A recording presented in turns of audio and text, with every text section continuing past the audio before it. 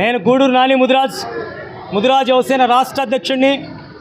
ఈరోజు గుంటూరు చుట్టుకుంట పోలేరమ్మ తల్లి దేవాలయం ఆవరణలో గుంటూరు పశ్చిమ నియోజకవర్గ ముదిరాజులందరం కూడా ఆత్మీయ సమ్మేళనం జరుపుకోవడం జరిగింది.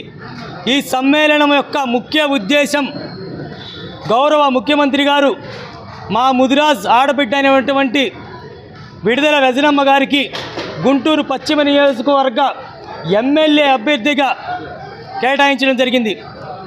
దానికి జగన్మోహన్ రెడ్డి గారికి ధన్యవాదాలు తెలుపుకుంటూ, అలాగే ఈ పశ్చిమ నియోజకవర్గ ముదిరాజులు, ఈ రాష్ట్రంలో ఉన్న ముదిరాజులందరూ కూడా పశ్చిమ నియోజకవర్గం నుంచి విడుదల రజనమ్మని అత్యధిక మెజారిటీతో గెలిపించడంలో కీలక పాత్ర పోషించాలని చెప్పి మనందరం ముదిరాజులు మన వంతుగా ప్రతి ఒక్క ఓటు కూడా ఇంకొక పార్టీకి పడకుండా వైసీపీ పార్టీకి ఎమ్మెల్యే అభ్యర్థి అయినటువంటి విడుదల రజనమ్మకు వేయాలని చెప్పి తద్వారా మన ఐకమత్యాన్ని మన ఇంటి ఆడబిడ్డ అయినటువంటి రజనమ్మను గెలిపించుకోవడంలో కీలక పాత్ర పోషించాలని చెప్పి ఈ పశ్చిమ నియోజకవర్గం ముదిరాజులందరినీ కూడా వేడుకోవడం జరిగింది.